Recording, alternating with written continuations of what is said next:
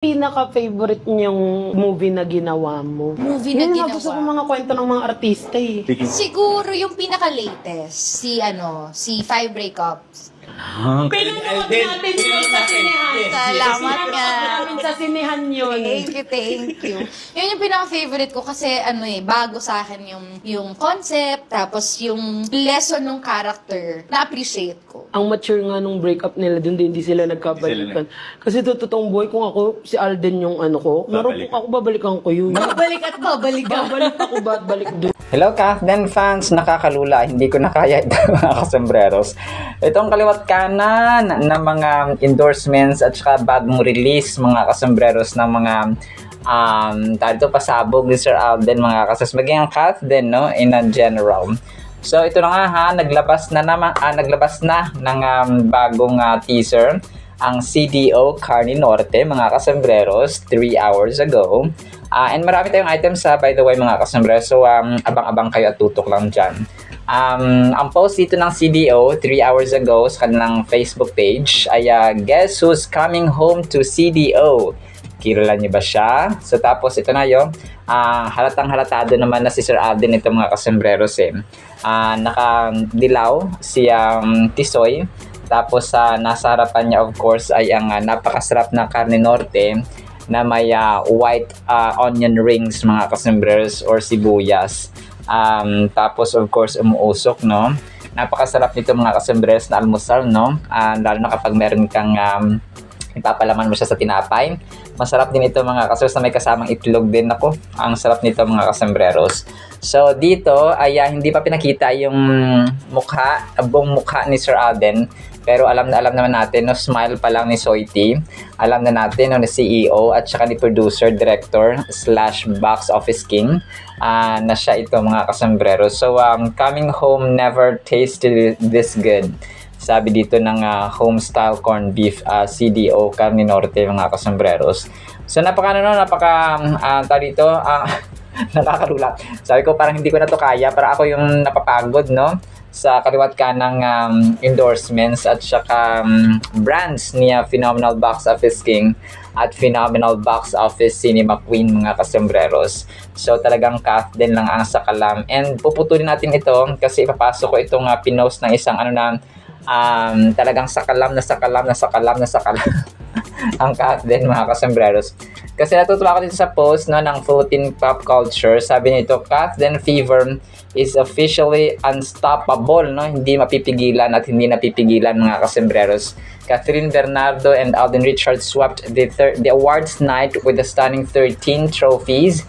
A huge recognition of their talent, impact, and undeniable chemistry. But despite the glitz and applause, fans couldn't ignore the emotional exchange between the two stars on stage.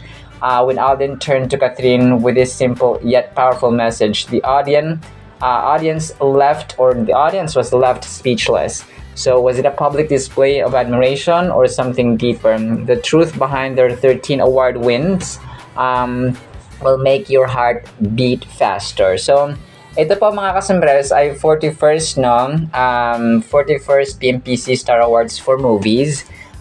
Although yung picture dito ay edited, hindi sila umattend mga kasembreros ng 41st na PMPC kasi nga nominations pa lang ito. Pero tutuwa lang ako although hindi ito totoo na umattend sila pareho or nangyari na yung awards night or so on. Pero totoo ako dito sa pagpuri din no ng Philippine pop culture mga kasembreros sa Kathden na talagang sakalam no. Ang 13 trophies na ito yung 13 nominations pa lang nila na tinutukoy niya dito mga kasembreros no. Ang buong cast ng Hello Love Again. So hindi lamang sila no, itong 13 trophies or 13 nominations. So ang buong cast po ito ng Hello Love Again. So kasama na dito yung best director, best producer or production designer, best theme song, love team of the year na gustong-gusto natin makamtan at mapanalunan ng Kathden and so on. So 13 yun mga kasama. So best director si Direk Cathy, best actor, best actress, yung Phenomenal Box Office King at Queen at sa kanila na yun mga kasama. Pero natutuwa ako dito ay naka-blue si Ma'am Catherine at si Sir Alden naman kunyari ay naka-tuxedo na black mga kasama, so black and white. ang kanyang ano. Pero hindi po ito totoo ha, na umattend sila kasi wala pa nga yung yung awarding or kung sino talaga yung nanalo. Nominations pa lang mga kasus ang nilabas ng PMPC Star Awards for movies mga kasombreros.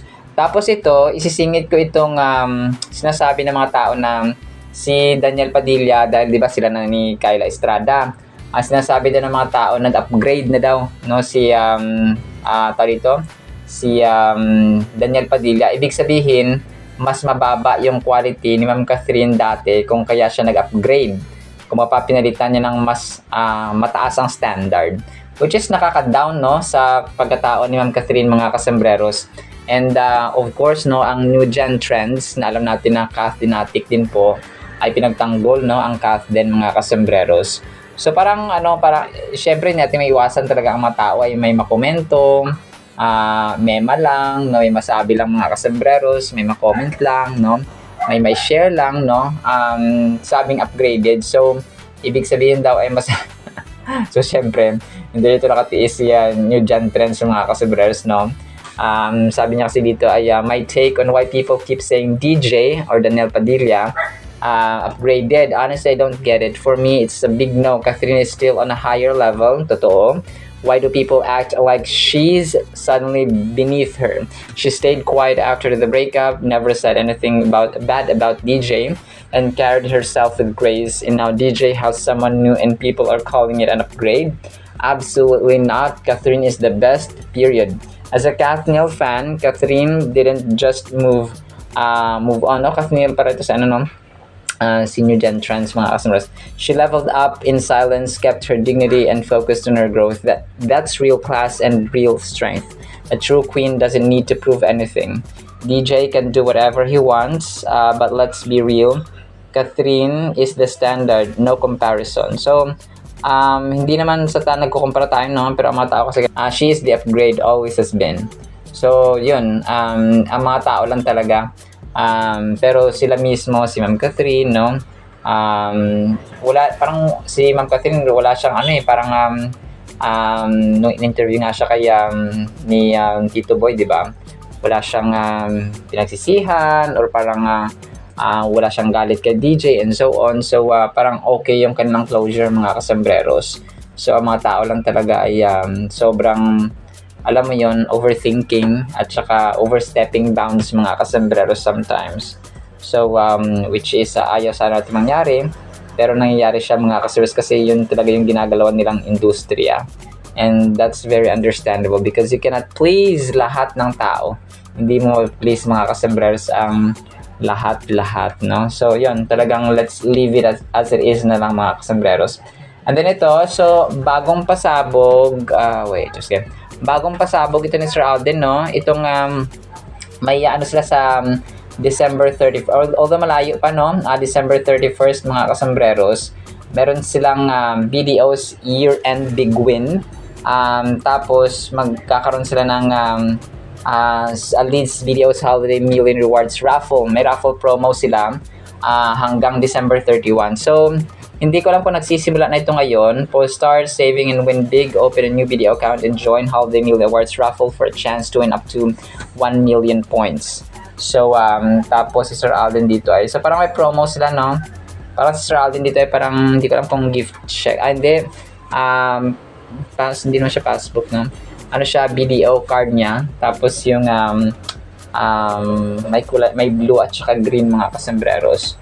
So meron silang mag-save dapat daw ng pera. Tapos magkakaroon sila ng raffle promo hanggang December 31.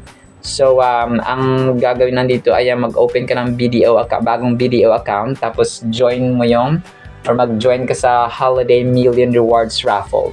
So, para makapanalo ka lang or pwede ka manalo ng 1 million points. Hindi ko alam kung 1 million points or 1 million pesos mga kasombreros. So, baka yun yung kanyang equivalent.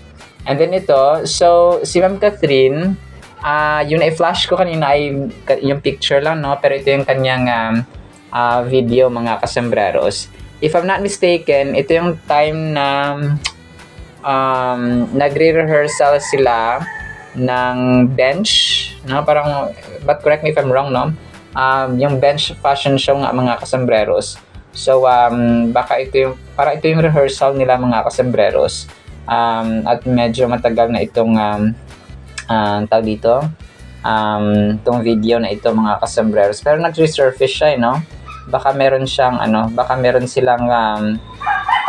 bago mga kasembreros na tawag dito, bagong gagawin na project or endorsement or TV commercial.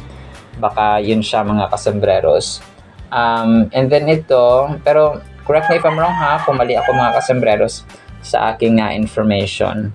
And then ito, next item natin. So ito no, nakakatuwa itong si Julia kasi in-interview siya ng isang vlogger na sikat din no. Itong sino nga ba ito? Si Aileen. Aileen nga ba ang pangalan nito? Tapos may isang boy din po mga kasembreros no. So nasa harapan sila ng pagkain. Tapos parang tinanong si Ma'am Julia dito kung may babalikan ba siya or kung parang gustong pinakaano na pelikula, no, na gusto niyang pelikula mga kasembreros. So yun yung sinabi nga niya ay yung pelikula nila ni Sir Alden na 5 breakups in a romance mga kasembreros.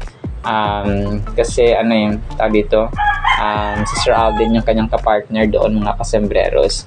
Tapos nakakatawa sabi dito ni Aileen ay parang kung di ba nag-break sila tapos hindi na nagkabalikan. Hindi ko po pinanood to ha kasi never ako naging fan ng dating mga love team or team up. So sa Kathleen lang talaga. So sabi niya dito kasi ay parang yung paghihiwalay nila ay hindi ganun ka tawag dito ka proper. So sabi niya kung ako yun babalikan ko yun, sabing ganun ni Aileen mga kasembreros no. Kasi nga alam natin ay gustong-gusto na rin si Alden mga kasembreros. And of course no, ang panalangin ni Sir Alden mga kasembreros sa araw na ito na inaabangan din talaga natin mga kasembreros no. Sabi niya dito sa kanyang verse or sa kanyang panalangin, unang-una sa lahat ay, Dear God, help me to guard my heart today, not just from harmful things, but from distractions that pull me away from you. Let my thoughts, desires, and actions come from a heart anchored in your truth. Shape my motives to align with your will. Help me to be mindful of what I allow into my heart, and let your word guide what flows out of it. As Proverbs 4:23 says, above all else, guard your heart, for everything you do flows from it. I want my life to reflect you.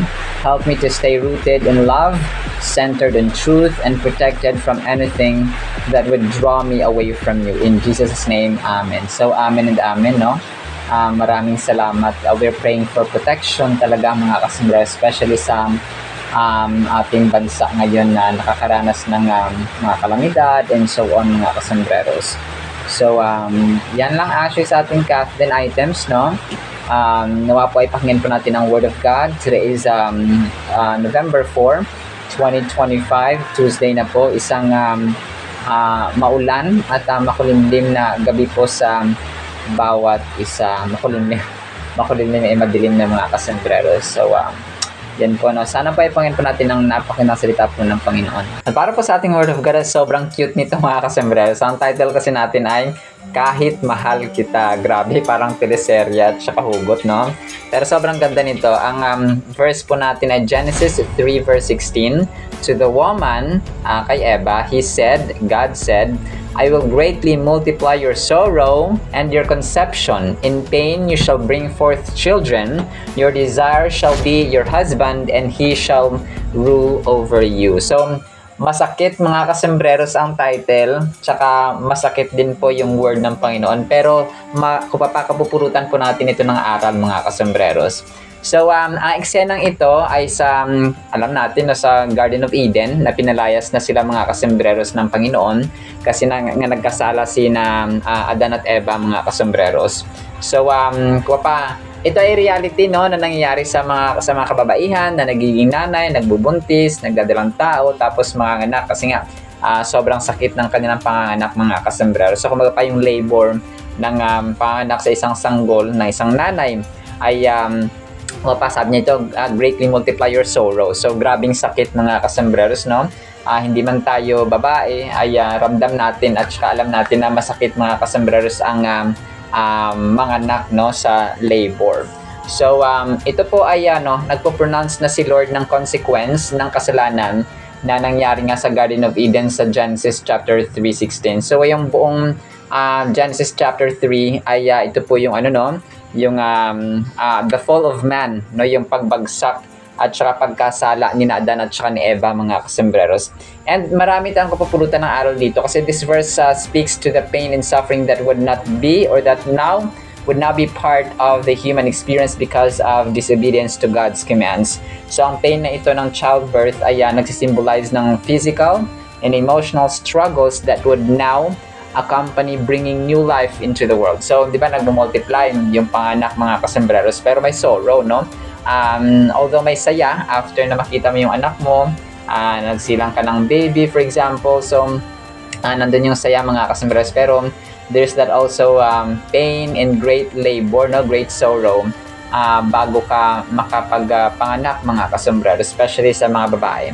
Additionally, the mention of desire for a husband reflects a shift in the dynamic of relationships where there would now be a struggle for dominance and control. So, realidad ito kasi di ba yung mag-asawa ngayon talagang nagkakaroon din ng struggle, ng ng challenge ba, no?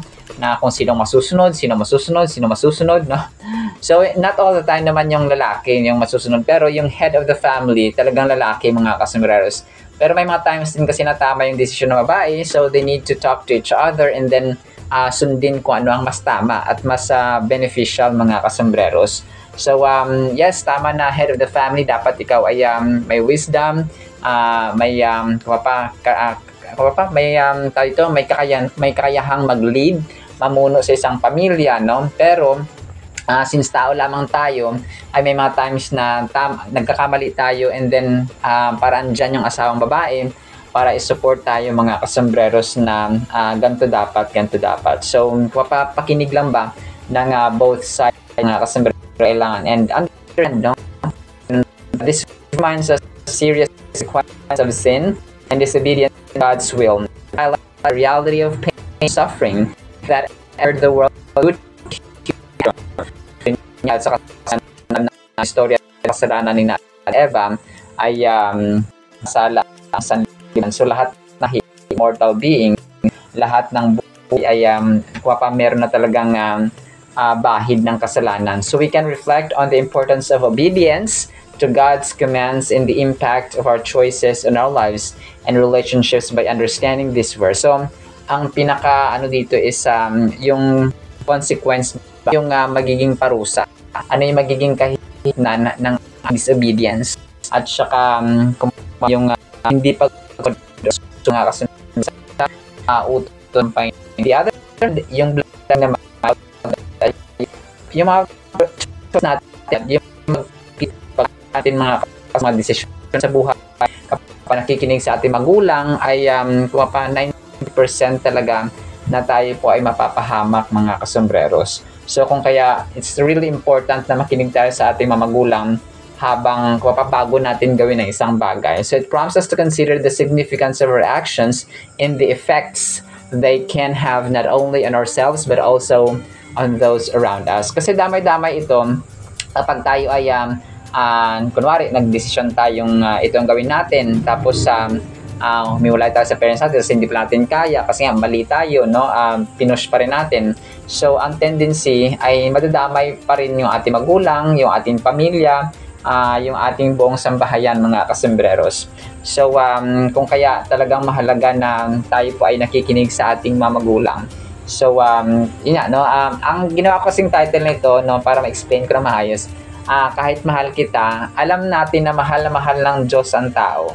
So kahit na mahal tayo ng Diyos dahil nagkasala tayo, part of discipline, buti nga hindi na pinatay agad-agad ni Lord, di ba? Sina Adan at Eva at that time. Kasi pwede naman no? Na nagkasala ng tao. Pero dahil sa grabing pag-ibig, no, dahil mahal pa rin tayo ng Panginoon, kahit mahal tayo ng Panginoon ay pinarusahan tayo. Pero ang pinakamalalim natin dito na side ay yung grabing pagmamahal pa rin at saka pagpapatawad ng ating Panginoon na despite the fact na, yun nga, no, kahit na tayo ay nagkasala, sina Dan at Eva, pwede niya nang patayin at that time, kasi nga, grabing galit ng Panginoon, nag-disobey sila. So, pero hindi, nagkaroon pa rin ng great plan of salvation, mga kasamaras, no, inalaw ng Panginoon iyon so that there will be a great, i-reveal niya yung kanyang anak na grabe, no, alam niya ang misteryo ng Biblia, yung misteryo, yung lalim, yung yung deep ng pag-ibig ng Panginoon, yung pangyayari, yung dakilang pagliligtas sa atin, yung pagpapadala ng Diyos Ama kay Lord Jesus Christ.